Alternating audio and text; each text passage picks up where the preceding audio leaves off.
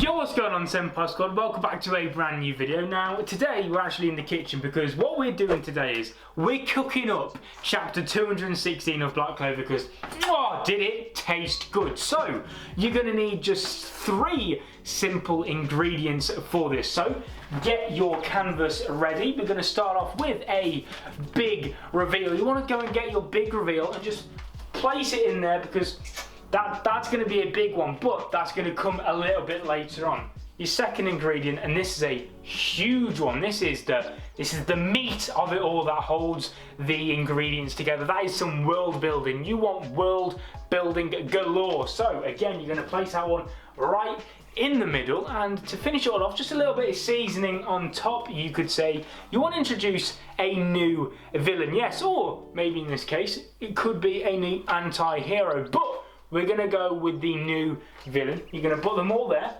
and you've got the ingredients, and what you're going to want to do then is just simply pop it in,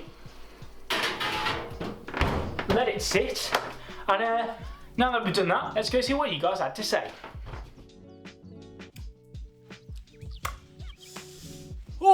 I think it's safe to say I quite enjoyed that chapter. It was very, very tasty. Yo, what's going on, Senpai Squad? Welcome back to my brand new video. Today we've got the review for chapter 216 of Black Clover, and if you couldn't tell already, it's safe to say that I thoroughly enjoyed it. But before we jump into it, I want to give a huge thank you to Amino for sponsoring this video. If you guys didn't know already, I'm currently doing some stories over on Amino, including a top 5 facts video on So if you want any other slightly bite-sized YouTube clips, then make sure to go and follow me on Amino in the link in the description. It really does help out the channel if you do that and go and check out some of the stories. But with that out of the way, let's jump into this review. So like I was saying, Black Clover this week was boy was it tasty. Like, Tabata thought, right, we've got a week break, let's just go to the wall with this chapter. He's like, I've just announced the other chapter that, Asta's gonna die. The kingdom is in anarchy. And so what could I possibly do in this chapter to blow people's minds? Well, I know.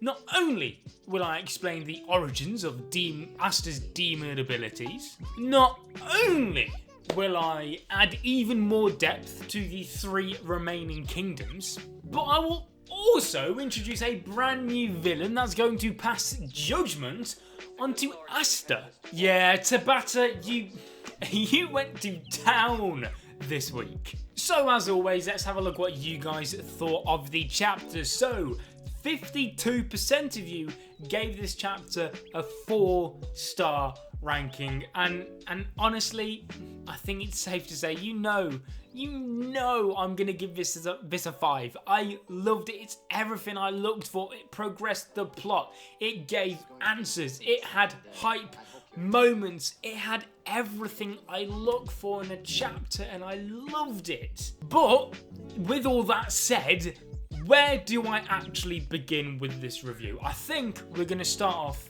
with the chronological order. So let's have a look at a more in-depth look at Asta's demon abilities.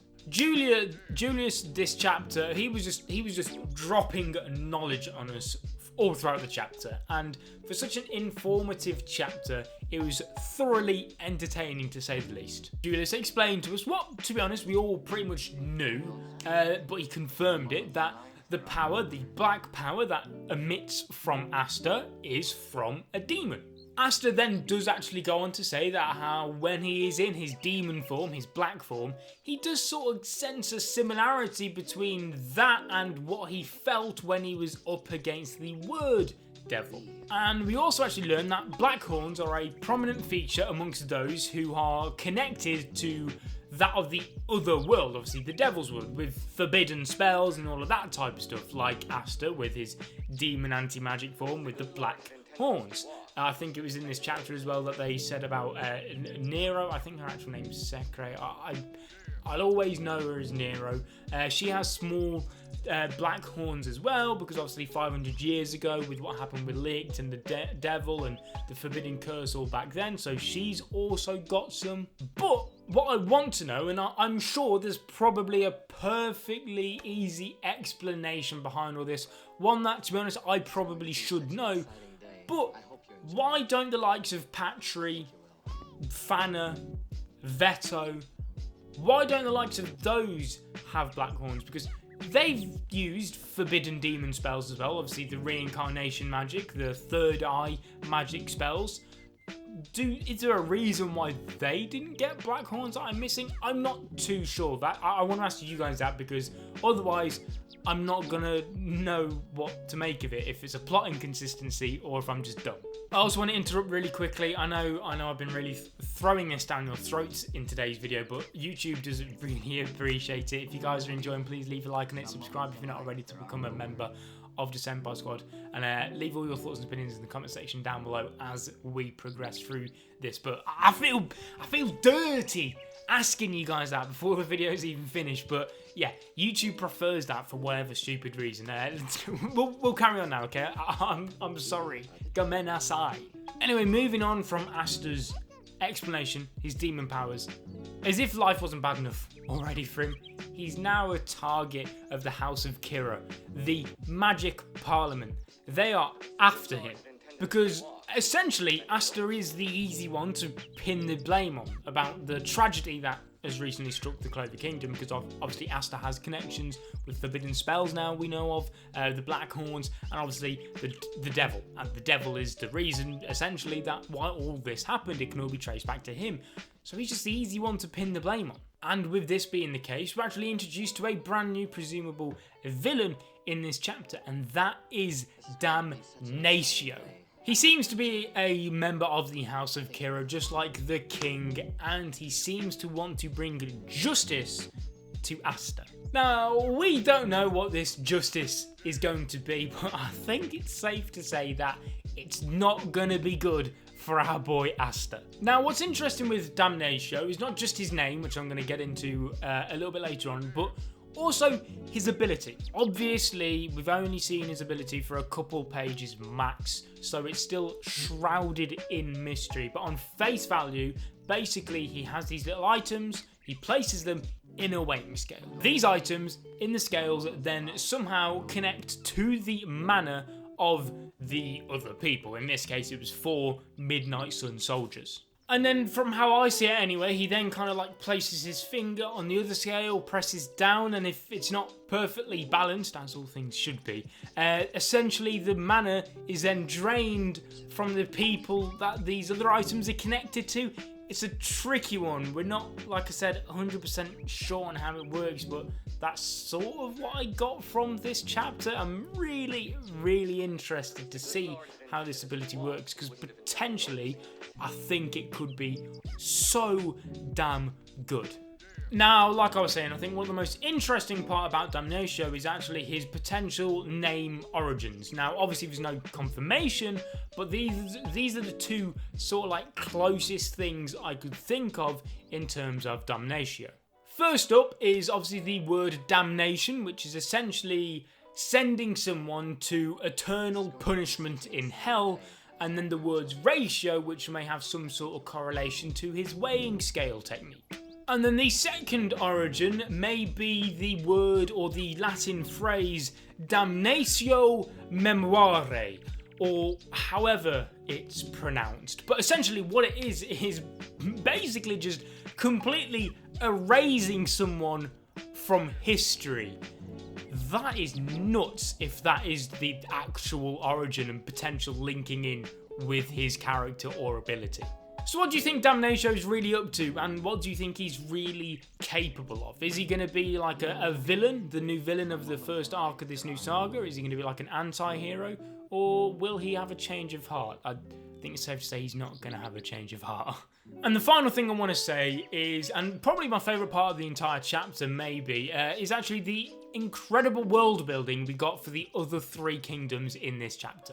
So there was nothing groundbreaking really for the Diamond Kingdom, nothing that we don't really know already. And these are the official translations that I'm getting these from, by the way. There's the Diamond Kingdom, an aggressive country with no qualms about human experimentation. Thanks to its mage scholars, it has a powerful army. Now, we all knew about that already. Ladros, Mars, great examples of that. Nothing overly new there. As for the Heart Kingdom, we're told that it's a country that took in its rich natural manner just as it was adapted to it, perfecting its own unique magic. It's a politically neutral land and not much is known about it. And then last but not least, and arguably the most interesting out of all of them, is the Spade Kingdom. There's a nation that is served by an ancient evil that sleeps in its vast frigid land and is attempting to gain supremacy. Spade, the country of demons, winter and many mysteries, and oh my god, this kingdom just sounds incredible. But going back to the Heart Kingdom quickly, that does also sound really, really interesting, especially the whole new unique magic power thing going on, because that really does interest me, as it's potentially a way to introduce a new power system type thing in the story, because obviously we've got Ki, which is something that Asta and Yama use, but maybe the Heart Kingdom are going to have something brand new altogether, and that's something else that a character like maybe Asta, probably not Asta because he's got no magic, but someone like, you know, I don't know, Leopold, Magna, I don't know, I'm just chucking names about, but maybe it's something that they could learn. But then you've got the Spade Kingdom and their links to demon culture. Now, I don't think it's a kingdom completely inhabited by demons, like I think some people have said, purely because I just can't see it being the case. If I'm 100% honest, it could be, but I don't see it. What I see it being more like is a kingdom full of people, and their religion is based around demon culture. Now, it says about an evil sleeping within, waiting to take shape, or something on those lines. I've forgotten already, I'm just paraphrasing here. But I think what it is I think there's a demon in that kingdom, and it's getting these people to serve it so that it can take its true form. Maybe a little bit like how what the big devil we saw Lix turn into. Maybe it's something similar like that. And maybe this entire country are just under its spell and they worship this demon and forbidden magic. And maybe they've all got black horns. Maybe they're humans all with black horns. And they all know forbidden spells. And they're just worshipping this devil god type figure. That I think is more likely. I personally feel like the diamond attack is the more imminent of all of them. Some people say that they reckon the Spade Kingdom's going to attack. I don't. I think this is just purely foreshadowing a later saga, a later arc, something along those lines. I think with the foreshadowing we've already got, I think the Diamond Kingdom makes sense to be now. I think it'd be very odd to have only just gotten our first little bits of information about the Spade Kingdom and then get them attack. And when we've already got builds and bridges towards the Diamond Kingdom, I don't know. I think the Diamond Kingdom definitely makes more sense to have attacked right now as opposed to the Spade, but I'm not going to be sad if we see what's going on at the Spade Kingdom. So like I said, let me know what you guys thought in the comment sections down below. I'll be seeing you guys in another video, but until then, peace. 執着の地獄がす寡黙なものをおびき寄せられた神々の化身恐れを知らぬ剣が貫く目指す場所とはまだ見ぬ定め近づいてくる決戦の時